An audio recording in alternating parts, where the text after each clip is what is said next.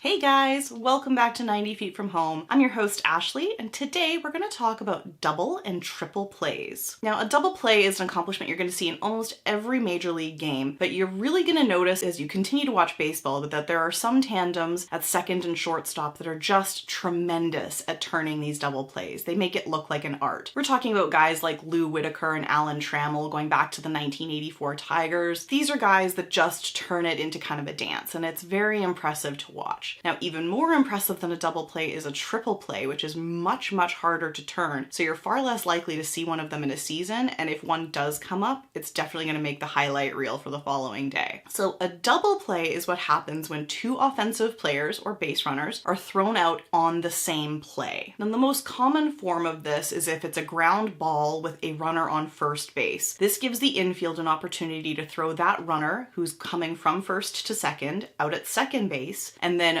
throw back to first base to get the batter before they're able to become a base runner. This effectively gets two runners out at the same time, and depending on how many outs there already are in the inning, will either end it if there's already one, or will get you already to 2 outs in that inning with only one more needed for them to go into the next half inning. Because this is the most frequent form of a double play, pitchers who have a habit of getting a lot of ground balls will also have a higher number of double plays in games where they're pitching. Kind of makes sense. If they're more likely to induce a ground ball hit, and those ground ball hits go often for double plays, of course there's going to be more double plays every time that pitcher takes the mound. It's just logical. Now, technically any players can participate in a double play. It is most frequently a combination of the shortstop and second baseman, just because that second base is most commonly the base that's involved in a double play like we talked about. So usually you'll get the shortstop covering second base throwing to first, you'll get second base tagging out and somebody throwing to first base. However it happens, when it's scored officially by the game's official scorer, they do use the positional number of those players to determine what kind of double play it was. So the most common, of course, is a 6-4-3 double play. This is shortstop to second base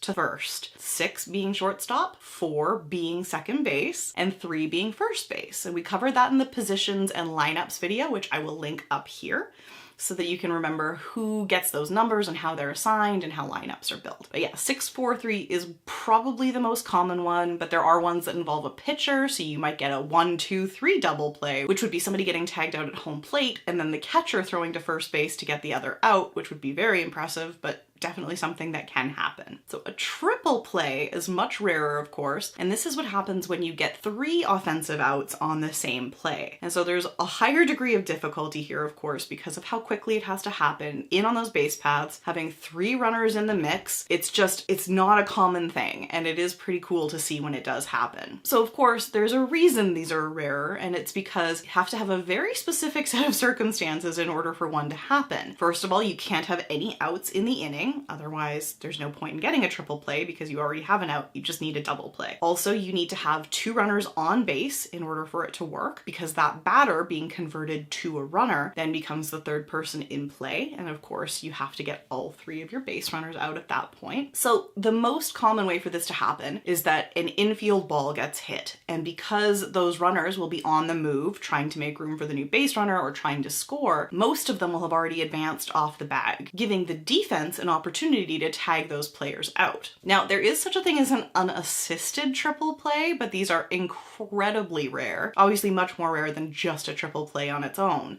So we don't tend to see those quite as often, but they are a thing that exists. As of course is a unassisted double play, which would usually involve an infielder like the second baseman catching that ball on a hard line drive, tagging out the player as they approach, and then stepping on the bag before the next player can advance. Usually how you'll see something like that go down. And these situations might also lead to something that is referred to as a rundown. And a rundown, here's a freebie for you as a lingo lesson, is what happens when a base runner kind of gets stuck in a jam between 2 bases, where it's fairly obvious that they're about to get tagged out, but of course they have to make an effort to either get back to the base they just vacated or up to the next base without being tagged out by one of those defensive players. So usually you'll see a guy kind of going back and forth and trying to find a way to get around either the third or second baseman to get back back to the base they were at, and it can often result in fairly humorous scenarios where a guy will just say, come on man, like let me tag you out, and I'll throw a video up of that. And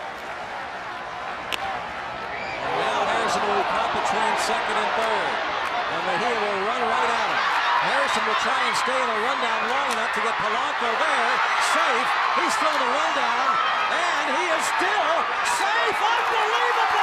A rundown can occur within a double or triple play when that last out just realizes he's kind of stuck and doesn't want to give up, but knows that it's gotta happen. So there you go, guys. Double plays, triple plays, and a bonus, the rundown. Hope you guys liked it. Give it a thumbs up down below if you did. Hit subscribe and ring that bell if you want to be notified every Tuesday, Thursday, and Saturday when a new episode goes live. And of course, you can follow me on social media where I'm at 90 Feet From Home on Facebook, Twitter, and Instagram. So until next time, guys, have a great day.